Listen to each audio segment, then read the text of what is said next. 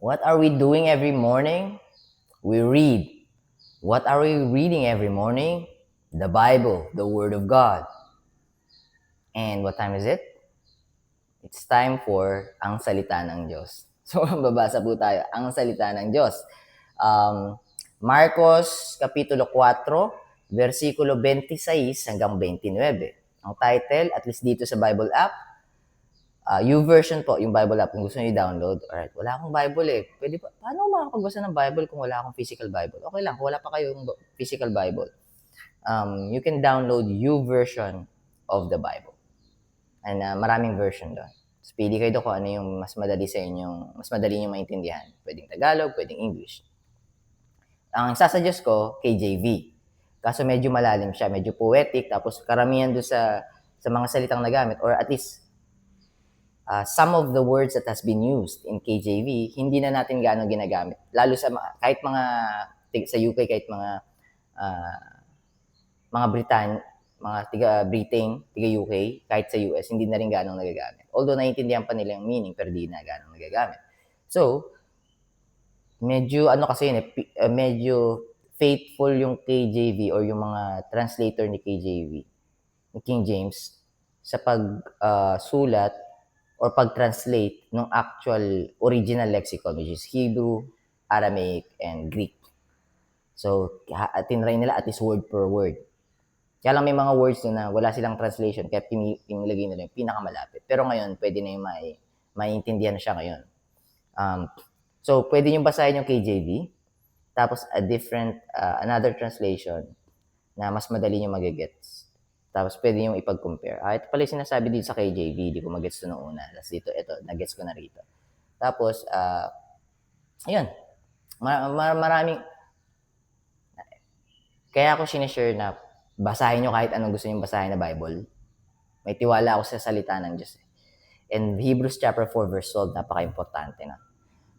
For the word of God is quick and powerful. So yung quick, alive. Ibig sabihin, for the word of God is alive, buhay. And powerful, alam na po natin yun. And powerful, and sharper than any two-edged sword, piercing even to the dividing asunder of soul and spirit, and of the joints and marrow. And the word is a discerner of the thoughts and intents of the heart. So if you think that the translator of the version that you're reading is deceitful, you don't have to worry, because the word of God is the discerner of the thoughts of the writer and the intents of the writer. They will never be able to fool you, because the word will reveal the wisdom that you need, not the wisdom that you want. All right? So you just have to trust the word. He will, the word, because the word is God, he will reveal himself unto you. You just need to seek him. Seek ye first the kingdom of God and his righteousness, and everything will be added unto you. All right. Title, ang talinhaga tungkol sa binhing tumubo. Alright. Verse 26. Versikulo 26. Sinabi pa ni Jesus, ang paghahari ng Diyos ay maihahalin tulad dito. May isang taong naghasik ng binhi sa kanyang bukid. 27. Habang nagtatrabaho siya sa araw at natutulog sa gabi, ang mga binhing inihasik niya ay tumutubo at lumalago. Ngunit, hindi niya alam kung paano ito nangyayari. 28. Ang lupa mismo ang nagpapatubo at nagpapabunga. Ang lupa mismo ang nagpapatubo at nagpapabunga sa pananim. Lilitaw muna ang usbong, tutubo ang tangkay, at pagkatapos ay mahihitik ng butil ang uhay. Lalim nun. Dahil malalim yon, promise ko sa inyo, yung uhay, hindi ko na-gets kung ano yung ibig sabihin nun. Hindi ko siya abot. So, pupunta muna ako sa NLT na lang muna. NLT. Hindi, pero una ko naisip KJV eh. Pero ano bang version binasa ko na yun? Balikan lang ko lang po muna. Yung may uhay na part. Uhay. Verse 28. So, yung may uhay. So verse 28. For the earth bringeth forth fruit of herself, first the blade, then the ear, after the full corn in the ear. Alright. Ito yung sa palay, for example, yung sa palay. Di ba may mga binhi yun? Yung naghahawak doon. Uhay. But I'm not pretty sure. Basahin muna natin sa NLT. Direkta na tayo sa NLT. Verse 28.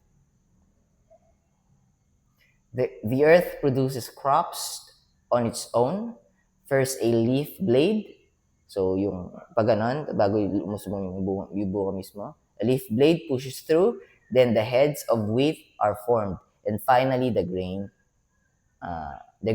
ripens. Nahihinog. Ready for harvest. Hindi ko makita dito kung ano ibig sabihin ng uhay. So, uhay means, research siya sa Google. Uhay, Tagalog, primarily refers to the stem, ear, or stalk of grains, such as rice. It is the part of the plant where the kernels or grains are clustered together, that holds together. It can also metaphorically mean a bunch, there you go, cluster, or bundle of items like grass or threads. All right, so that's the meaning of the word uhay. I'm gonna go back to ASD. Lalim ng uhay. Hindi ko na-arok guys, sorry. Verse 29. At kapag hinog na ang butil, gagapasin na ito dahil sa panahon ng pag-aani. Alright. Anong take away ko dito? So, sa akin, maaaring malayo ito, take away ko na to. Baka hindi ito yung gusto sabihin ni Lord.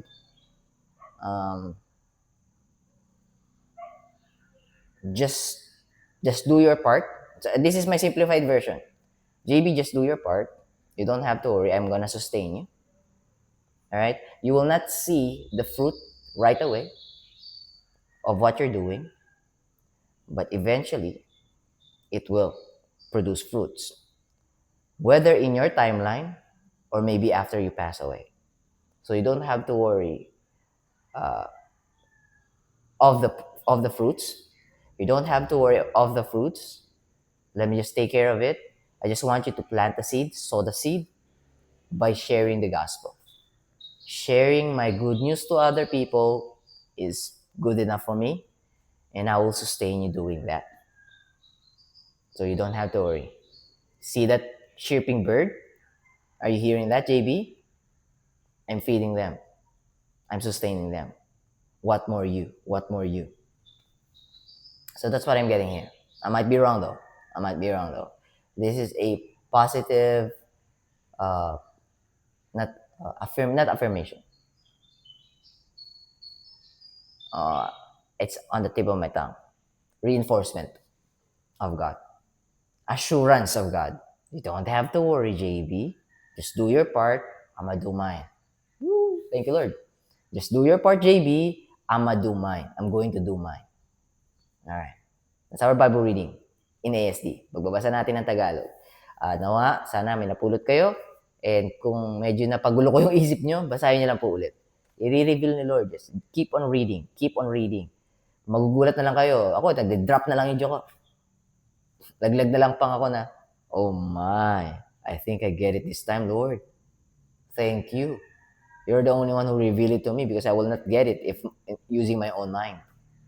Every time something has been revealed by God to me that I could never understand on my own, drop jaw. I'm in awe. Alright. So, I'll be seeing you tomorrow. God bless you. Keep safe. Bye for now.